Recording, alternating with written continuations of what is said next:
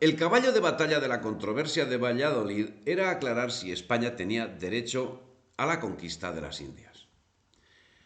En 1550, año en que tuvo lugar esta celebérrima discusión, ya se venía hablando del asunto medio siglo.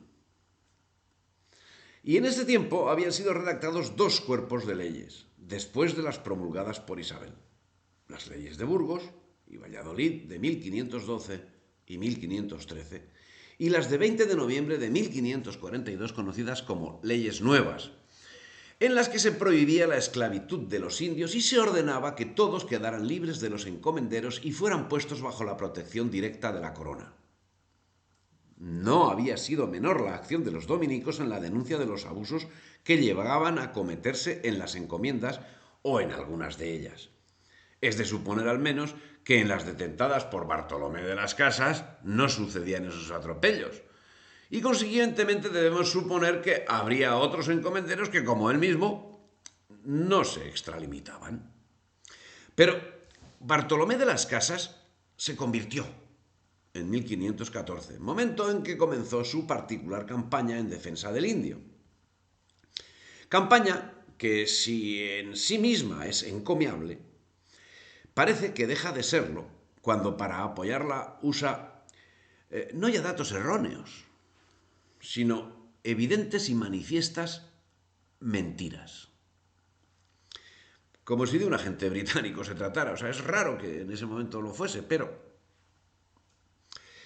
de sus continuados exabruptos, que contra todo propósito lograron atraerse la simpatía nada menos que de Carlos I y posteriormente de Felipe II, llegó a concitarse una acalorada discusión en todos los ámbitos de la vida nacional. Unas discusiones y unas justas preocupaciones que acabaron dando pie a la controversia de Valladolid. En la controversia de Valladolid, a la que dedicamos más amplia atención en capítulo aparte, y que acabó dando lugar al derecho internacional, se suscitó un aspecto en el que parece interesante centrarse un momento: la guerra justa. Y a esta, que más que historia es filosofía, vamos a dedicarnos en este vídeo.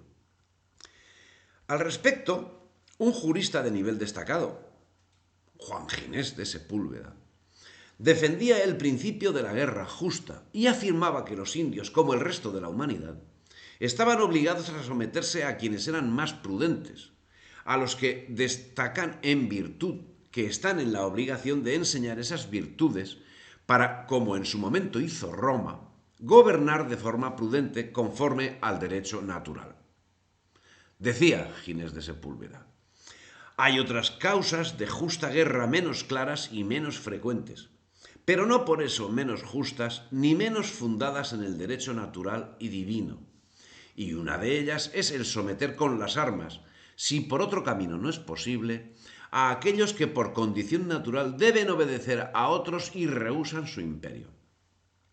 Los filósofos más grandes declaran que esta guerra es justa por ley de naturaleza. Eso decía Sepúlveda. En otros aspectos, en otras afirmaciones, podemos estar en mayor o menor acuerdo o desacuerdo con él. Pero en principio quedaba claro que la primera duda que salió a flor, si los indios eran racionales, si eran personas, quedaba manifiestamente a salvo. Quien era el máximo defensor de la guerra justa daba por sentado que lo eran. Y ese conocimiento no era nuevo, ya que desde el momento de la conquista fueron considerados como tales. Con esta consideración y contraviniendo las instrucciones reales, se esclavizaba en América a los indios que habían provocado enfrentamientos.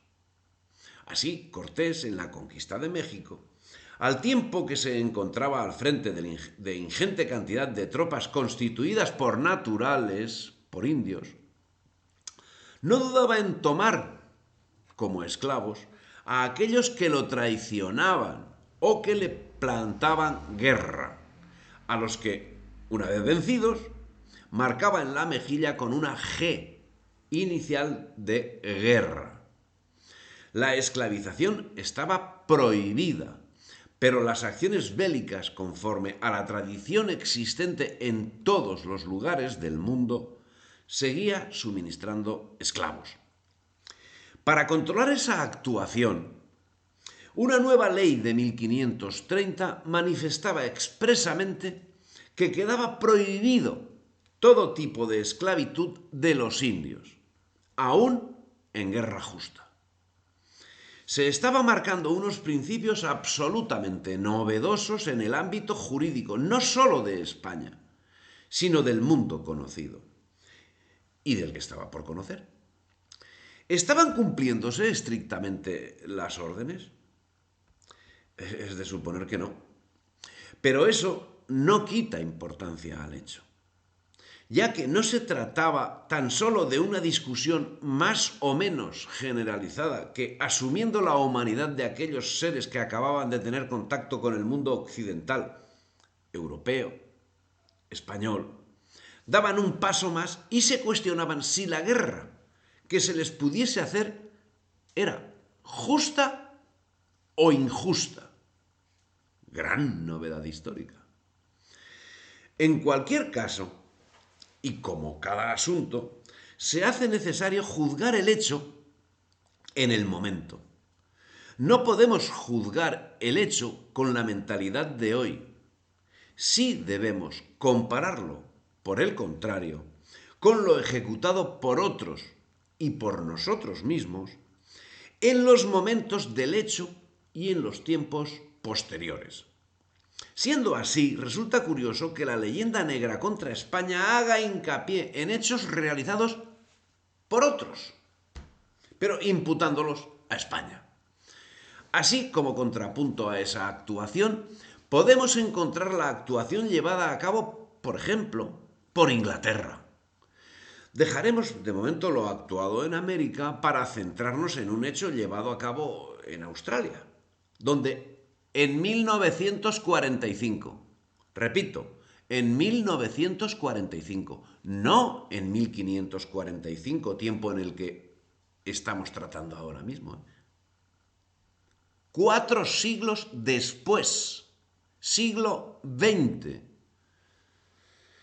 Pues Inglaterra, en 1945, prohibió la caza de aborígenes en Australia. Caza que venía llevándose a cabo desde que iniciaron la colonización. Tampoco en Australia se cumplió la ley de forma inmediata, a pesar de poseer unos medios técnicos infinitamente superiores a los existentes 4 siglos antes.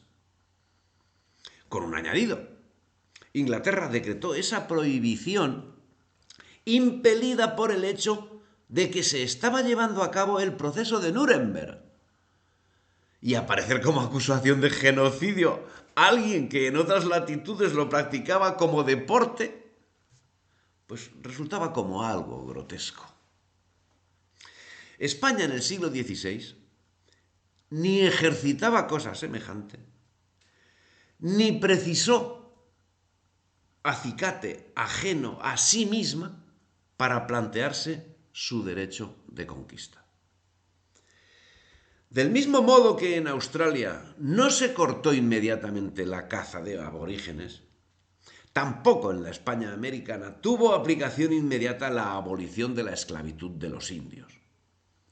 Así, entre los años 1532 y 1541, según señala Danilo Arce, se produjo el momento álgido de la esclavización de indios. Estamos hablando de 9 años. No en 4 siglos, sino de 9 años.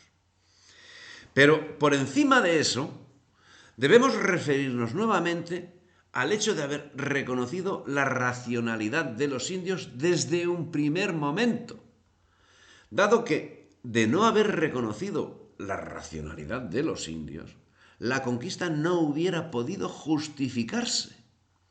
Pues uno de los títulos justificantes que reconocieron los teólogos, todos y cada uno de ellos, fue la evangelización. Y esta no hubiera sido posible sin la aceptación de la racionalidad de los indígenas. Ya en 1510, Fray Matías Paz planteaba la injusticia de hacer la guerra a los infieles con el fin de dominarlos y de apropiarse de sus riquezas. Y señalaba que sólo por medios pacíficos se les podía impeler a recibir la fe cristiana, y justificaba la defensa de los indios ante una declaración de guerra, aún tendente a la difusión de la fe, pero admitía el uso de la guerra si se negaban a obedecer al soberano. Si te ha gustado el vídeo, dale me gusta, difunde y suscríbete al canal.